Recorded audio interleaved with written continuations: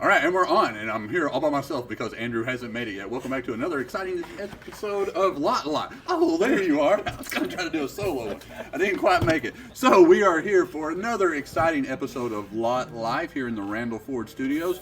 Welcome back, everyone. Thank you for the 5s and 6s of people that have tuned in. Andrew, how you doing today? I'm doing great. It's been a busy week, and I've been doing a lot of lives, a lot of social media postings. So you've really cranked up your game as far as that goes. So how's that turned out? Has it been working? Yeah, it has. Interactions with about 109 people in the last week. So that's crazy. It's insane what social media will do nowadays.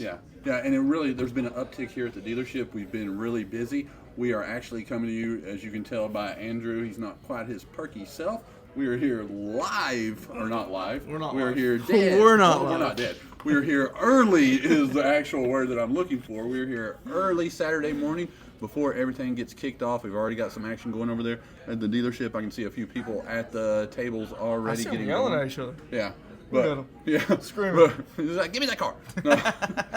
But we wanted to get early because we wanted to keep Andrew from having to come in on his Monday because we have been so busy. If we don't get it shot early on a Saturday, we tried Friday, couldn't get it done. If we don't get it done early on a Saturday, it ends up just not getting done. Yeah, until Monday, and then I come in Monday, and then I stays late, and then He comes and then in, I end up working all day. He comes in and tries to get it shot, but of course I don't know my schedule in the job that I'm at. I can't just say, okay, I'm going to take this time and do that. I've got stuff going, so it doesn't always work out. You know, we sacrifice a lot for y'all. We do sacrifice a lot.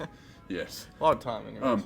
On today's show, we were trying to be a little more professional. What we were going over today, this is a 2-part series. Today it is questions your salesperson will ask you and questions you can ask your salesperson. Today we're covering questions your salesperson is going to ask you.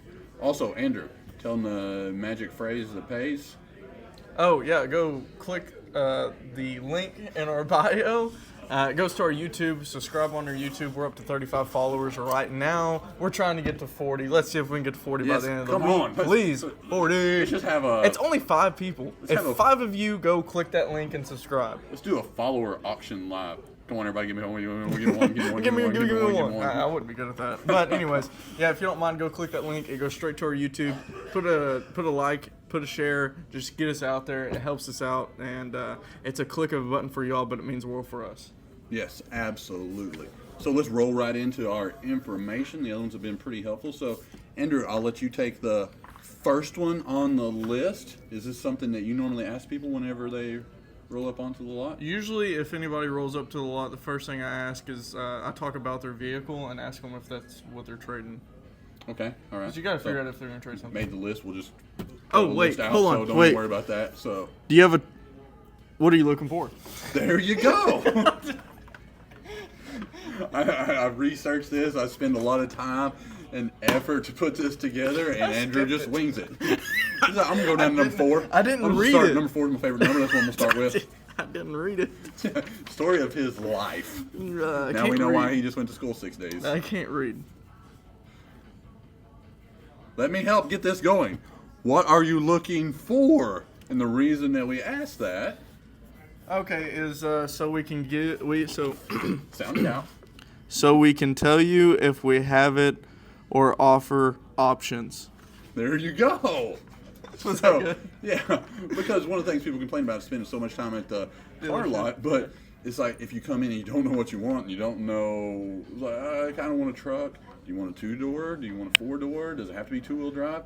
If you kind of know these things, and then you tell us these things, we are not your enemy. No. The reason we are asking these questions is because we want to keep this as short and simple for you as possible. Promise you, we want to make it just as fast as you do. Right. Because, and again, most people probably know this, you get paid by selling a car. Is that correct? Correct. If you could sell 1 car a day or 2 cars a day, which would you choose? Definitely 2 cars a day. 2 cars a day. If he would like to sell 2 cars a day, then what do you think he wants to help you do?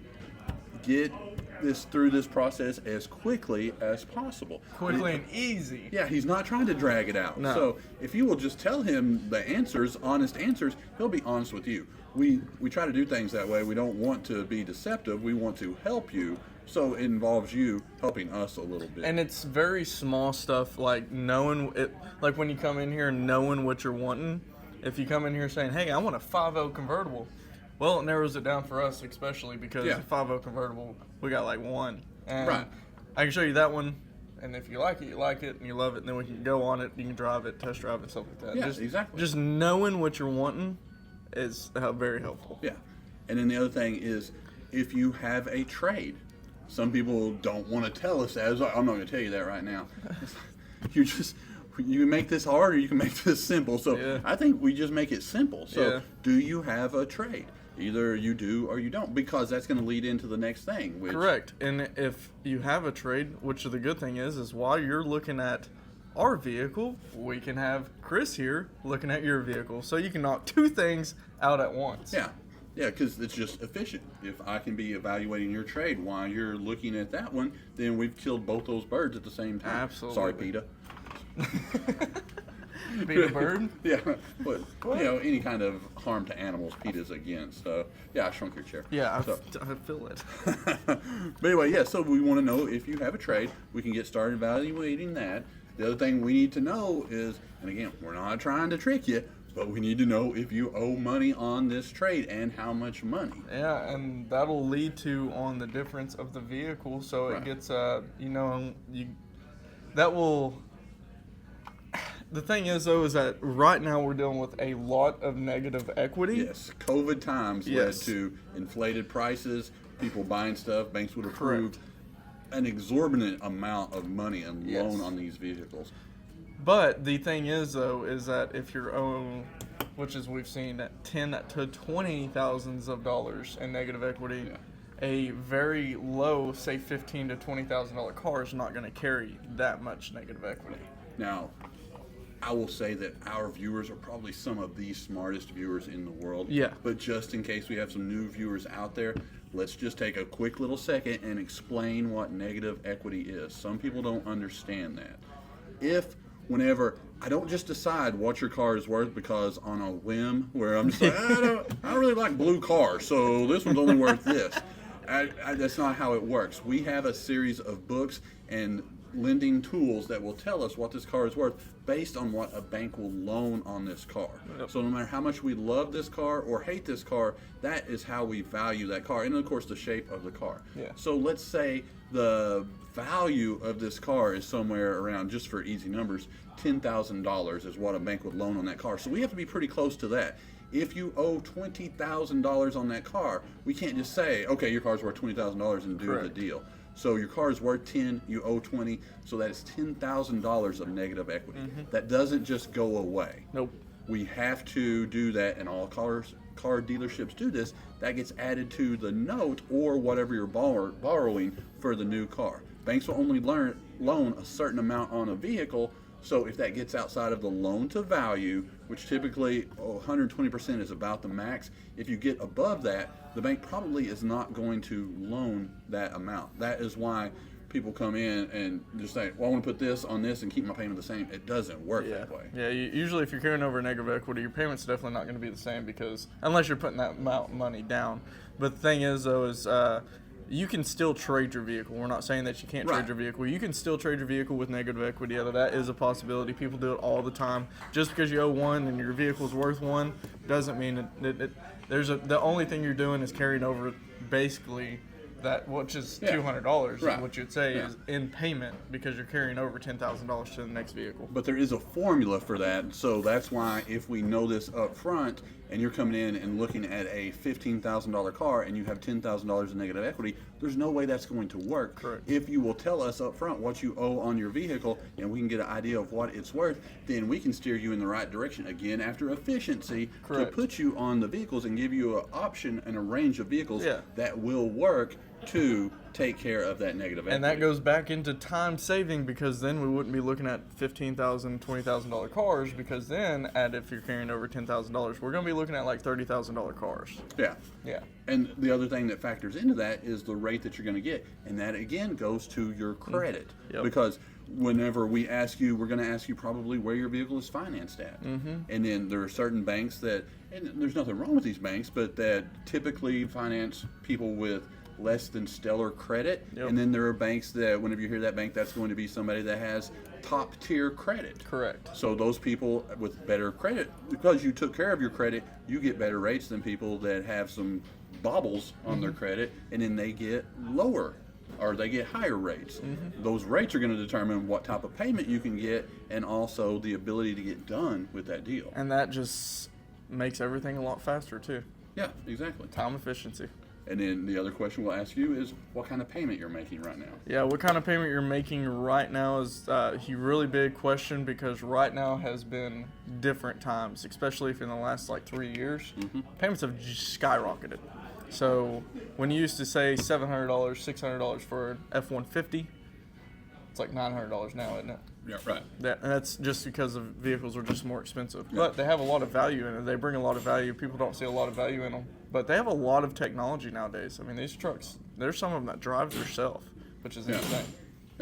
Yeah, we did a special on the Blue Cruise. I don't know, we're a little bitter about that because we Yeah, should have we're- done a little better. But anyway, I digress. But yes, we did do that. The Blue Cruise is coming with all that technology. There is a cost for that technology. And again, we were talking about negative equity. If you don't have negative equity, if you have, your car, you're pretty close to having it paid off, or the value in it is close to what it's worth, then we're going to tell you that, and that will factor into the payment. Yep. And again, the payment that you're making now, we need to know if you're realistic and know that it might go up if we tell you that. I mean, it could stay the same. Chances are for it to stay the same, a lot of different factors, but that could steer you probably towards a new vehicle, because right now, what is Ford offering that helps with that? And that is rates and rebates. Yes, we have some of the lowest rates right now going on vehicles, as low as 0% for shorter terms, 1.9 on 23 F-150s. Yep. Those are great rates, because great rates right now on a used vehicle or even a new vehicle, if you don't have a Savine rate, is going to be up there close to the 10 range, Yes. even for 800 credit scores. And it's crazy to see that, because a lot of people ask what rates are going for right now, and it hurts to say 7 to 10 if you're 800 credit score. Yeah. Someone that's taking very good care of their credit. Yes. And now you have to tell them that they're not going to get a great rate. It just sucks. Yeah. Not only sucks for you, it sucks for us too. Yeah, exactly. We don't want to tell you. So the last thing we want to do is cringe whenever we tell you what rate we would expect, Yes, and watch you recoil as we tell you. Whenever we tell these people, ugh. Because if it's been, let's say they didn't buy a car or they haven't bought a car for a few years, and again, if you're not out there doing something where you're using your credit all the time or doing something with financing, you might not know what the going rates are. And we can tell those people whenever we tell them what the rate's going to be. If it's not a Savine rate, you can tell by their facial expressions. So I guess that should be in the question of what you should ask your salesman. Ask them what the rates are going for and what Savine rates are on. That is next. Oh, is episode. it next? So this Oh. is a two-part series. Oh, it's a two-part What you series. ask your salesman will be on the second part of this series. Again, it's right there. You see it in the print right there? No, there's He not didn't. anything in print. There's not. I don't even. He doesn't read it anyway. When So I print it guess out. we're going to go and we're doing a two-part series. Okay. Kind of covered that right at the very Just gotta make first sure. thing Just gotta make sure I said. I gotta Yeah. make sure that I Yeah. say it again Yeah, with you. very first thing I said was two-part series. All right, two-part series. Never done it before, so we're about Yeah. to find out something new. Well, it was a lot of stuff. I don't want to go into, again, these things. This one's probably stretched out to be a pretty long one because you write this stuff down, you think it's going to be a short little thing, and then you get started telling stories, and then what happens is I get started, and then I see a chance to roast Andrew. I can't not do it for time concerns. I have to stick it in there, so I do that, and it tends to stretch Can't out a let little me just bit. have a great And so day. I have to say it fast because I'm trying to get this one off before he makes a comment about how old I am. He hasn't been able to squeeze that in. haven't done it yet. It don't work like That that. wasn't really a cut. Since he is the editor, I don't really have any control over that. But I will say we are winding this one down. Okay. The other thing I will say is we still have our 10% off of new vehicles. And that's insanely strong. No Yes. one's doing that. Yes, excluding Raptors and Super Duties. Yeah. Yeah. When you get in there, we'll get cut off, and then somebody will come in and go, "Oh, I'm gonna take it." It's like, oh. Yeah, that and 10% off is an insane deal.